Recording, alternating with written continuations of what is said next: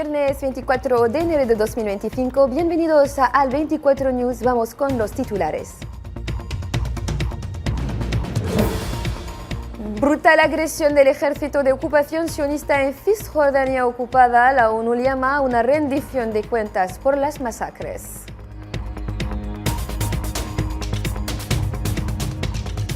Argelia insta desde el Consejo de Seguridad de la ONU a tomar medidas urgentes para salvar los niños de Gaza.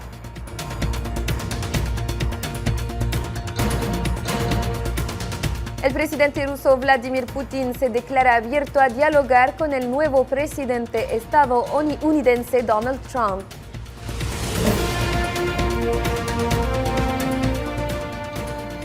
Señoras y señores, hola de nuevo. Abrimos nuestro telediario de esta noche con actualidad en Cisjordania ocupada, donde las fuerzas de ocupación sionista prosiguieron este viernes por cuarto día consecutivo sus ataques contra los palestinos que viven en Jenin, que dejaron a 12 mártires desde el martes, según declaró la Oficina del Alto Comisionado de Naciones Unidas para Derechos Humanos. Veamos este comentario de Karim Mostfawi.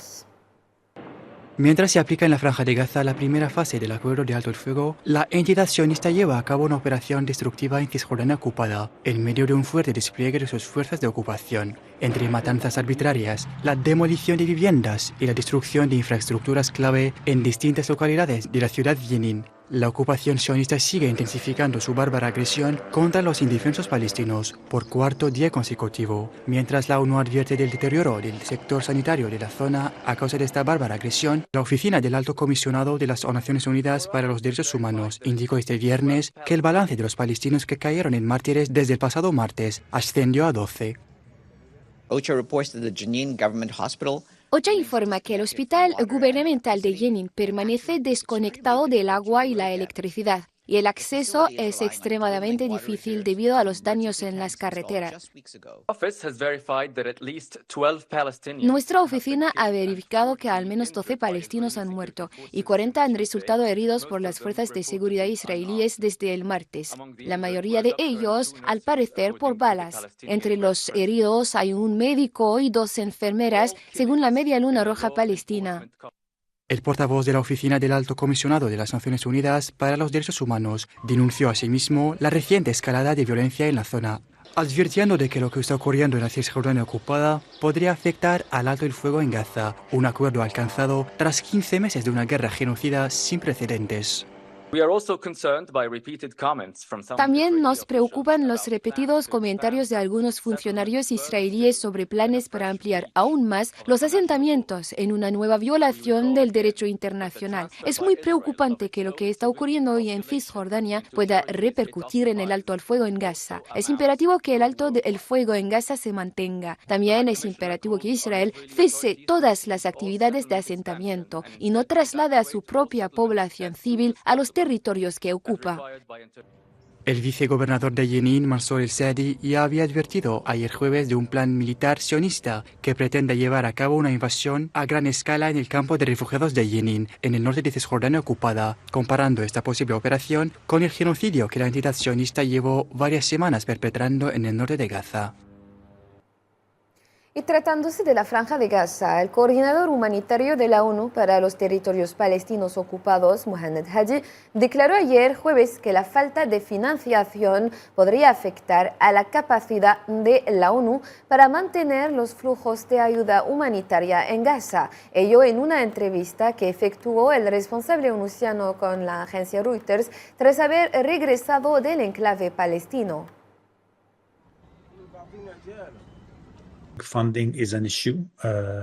La financiación es un problema. Necesitamos financiación inmediata para asegurarnos de que seguiremos proporcionando ayuda durante los 42 días o incluso después de estos 42 días, porque todavía tenemos la esperanza de pasar de la primera fase a la segunda. Así que necesitamos más financiación. Necesitamos comprar tiendas. Necesitamos comprar otro tipo de ayuda humanitaria. Hay mucho que hacer y, como he dicho muchas veces, tenemos que empezar la recuperación temprana. 1 millón de niños de la Franja de Gaza necesitan apoyo psicosocial debido a la depresión, ya que enfrentan traumas psicológicos a causa de la guerra genocida, según la ONU.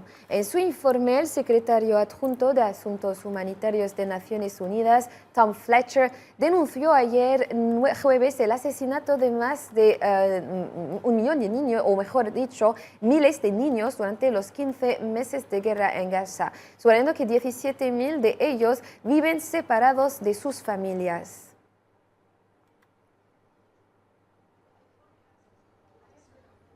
Children have been killed, starved, and frozen to death. Los niños han sido matados, de hambre y congelados, hasta morir. Han quedado mutilados, huérfanos y separados de sus familias. Según cálculos conservadores, más de 17.000 niños están sin familia en Gaza. Algunos murieron antes de su primer aliento, pereciendo con sus madres en el parto. Se calcula que 150.000 mujeres embarazadas y madres murieron. Por otra parte, Argelia instó ayer jueves a la comunidad internacional desde Nueva York a tomar medidas urgentes para salvar a los niños de Gaza víctimas de la agresión que duró 15 meses, ello con motivo de la celebración de una reunión del Consejo de Seguridad de la ONU presidida por Argelia. En su intervención, el representante permanente de Argelia ante las Naciones Unidas, Ammar Benjama, destacó la necesidad de que el mundo sintiera el sufrimiento de los niños de Gaza, que han sido testigos de horrores a los que ningún niño debería estar expuesto. And are subject to displacement. It is crucial to feel the distress of the population in Gaza. Es crucial sentir el sufrimiento de la población de Gaza, entre los cuales hay niños inocentes que han sido testigos de atrocidades a las que ningún niño debería estar sujetado. Esta trágica realidad es cierta en el mundo entero, pero en Gaza la situación ha alcanzado niveles sin precedentes. Los acontecimientos que se han desplegado ante nuestros ojos distan de ser un conflicto como los demás. Ha sido una guerra contra los niños. Una guerra contra los inocentes. Es crucial hablar del sufrimiento de los niños palestinos que siguen sufriendo las consecuencias y los ataques letales contra la población civil, ataques llevados a cabo por las fuerzas de ocupación israelíes durante más de 15 meses, que dejaron cifras increíbles. Miles de niños heridos, el mayor número de niños amputados en la historia moderna, aproximadamente 10.000 niños no acompañados o separados de sus padres y cerca de 1 millón de desplazados de sus hogares. Y no podemos olvidar los niños que perdieron la vida como consecuencia de los ataques armados, los bombardeos, el hambre y la falta de atención sanitaria, e incluso que murieron congelados de frío. E igualmente, el representante permanente de Argelia ante la ONU hizo hincapié en la importancia del papel de la UNRWA, calificándola de columna vertebral de la acción humanitaria en Gaza. It's time for recovery, and we must act urgently. Distinguidos colegas, ha llegado el momento de la reconstrucción y debemos actuar urgentemente para salvar vidas y ayudar a los niños a sanar. El daño causado por el conflicto es terrible, que incluso la esperanza de las personas necesita ser reconstruida. Para conseguir este objetivo debemos centrarnos en los niños, dándoles acceso a la educación y la salud.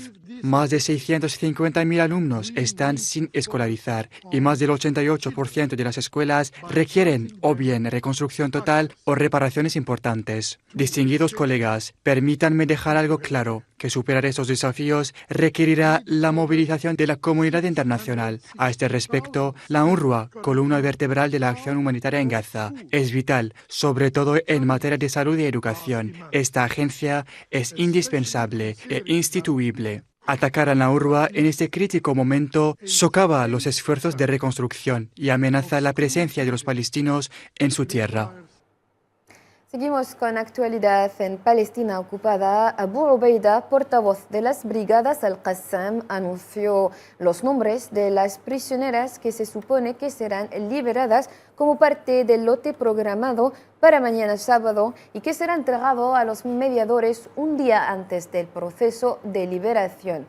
Abu Obeida indicó en una publicación en su cuenta de Telegram, en el marco del acuerdo de intercambio de prisioneros por el diluvio de Al-Aqsa, las brigadas Al-Qassam decidieron liberar a las siguientes mujeres soldados mañana sábado, o sea, Karina Arif, Daniel Gilboa y Nama Levi y el soldado Lire El Bagha.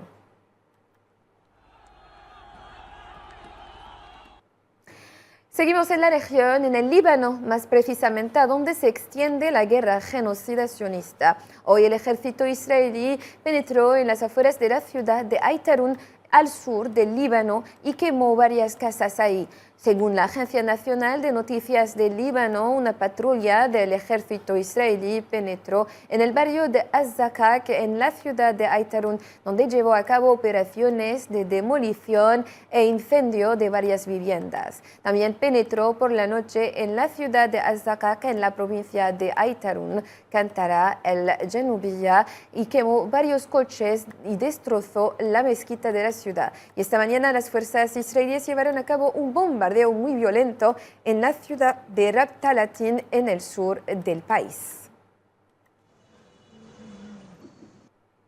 Por su lado, los residentes libaneses rechazaron el anuncio del viernes del gobierno sionista sobre la permanencia prolongada de las fuerzas sionistas en el sur del Líbano, más allá del plazo de 60 días. Ciertamente no hay fuerza en el mundo que pueda impedirnos regresar al sur y a nuestros pueblos, especialmente a los pueblos adyacentes a la frontera con Palestina. Netanyahu es un enfermo mental y esta arrogancia que tiene lo matará, porque nosotros, el pueblo del sur, tenemos una causa y no nos es posible renunciarla. Nuestra tierra es nuestra y nuestra tierra fue sacrificada con la sangre de los mártires. No es posible y no hay fuerza en el mundo que pueda impedirnos regresar a nuestros hogares y a nuestra tierra. Líbano siempre, el presidente libanés Joseph Aoun afirmó que la unidad de los países árabes es la base para enfrentar los desafíos actuales, señalando durante su reunión con el ministro de Asuntos Exteriores de Kuwait, Abdullah Al-Yahya, y el secretario general del Consejo de Cooperación del Golfo, Jazim Al-Badawi, que después de la formación del nuevo gobierno habrá comunicación con los países del Golfo para establecer nuevas bases para la cooperación, cuyos amplios títulos fueron mencionados en el discurso inaugural que estableció las reglas para la construcción del Estado.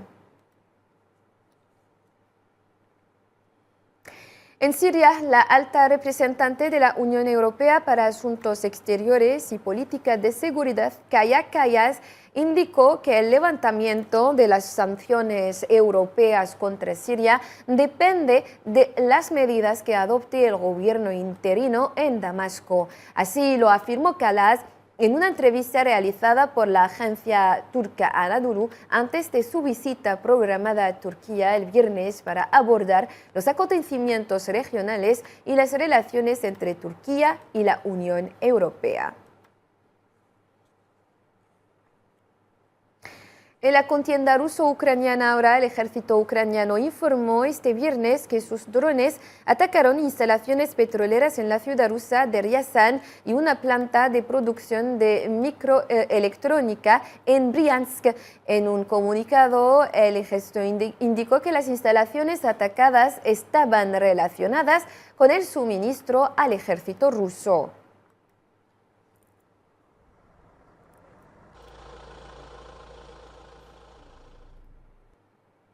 Por su parte, el vicepresidente del Consejo de Seguridad de Rusia, Dmitry Medvedev, declaró este viernes que unas 450.000 personas habían firmado contratos para servir en el ejército ruso en 2024 y que el objetivo era atraer a un número similar de personas en 2025.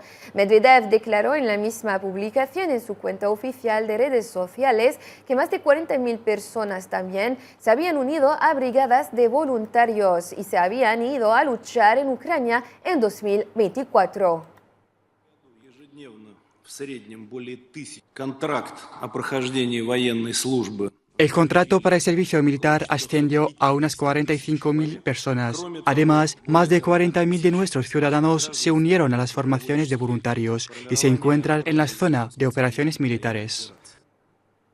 Seguimos en la región para indicar que el presidente ruso Vladimir Putin declaró este viernes que estaba abierto a dialogar con el presidente estadounidense Donald Trump sobre temas como la guerra en Ucrania y los precios de la energía. Y declaró que sería una buena idea que ambos se reunieran. Veamos su declaración.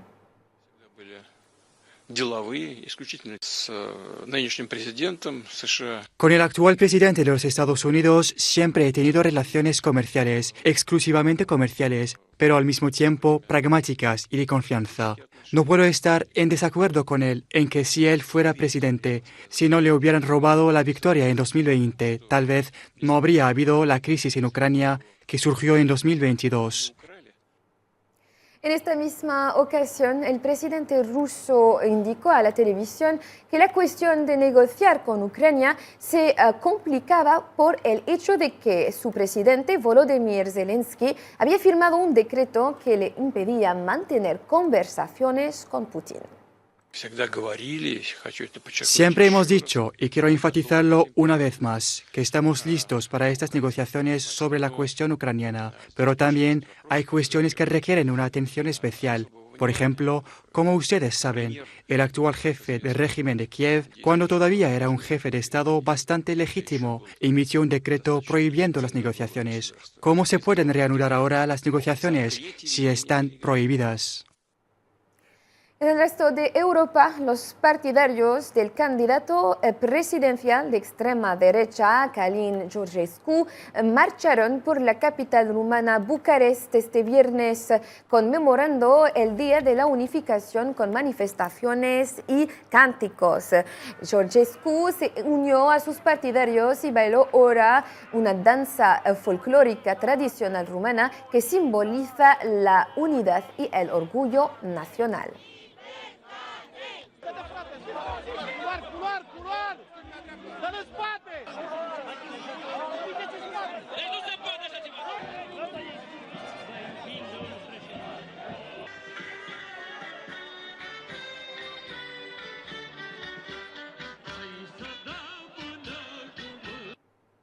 Y rumbo a América Latina ahora, la presidenta mexicana Claudia Sheinbaum indicó que el decreto del presidente estadounidense Donald Trump, que declaró a principios de esta semana que los cárteles de la droga con sede en el país son grupos terroristas, no ayudará, y agregó que su gobierno se está preparando para sus impactos legales. La líder izquierdista señaló que un equipo de abogados está en el lugar para analizar los posibles impactos económicos del decreto de Trump emitido el primer día de su nuevo mandato, incluso sobre grupos sin vínculos con el crimen organizado. Nosotros estamos combatiendo a estos grupos criminales y lo que queremos es la colaboración y la coordinación. Las decisiones unilaterales no ayudan, lo que ayuda es la colaboración.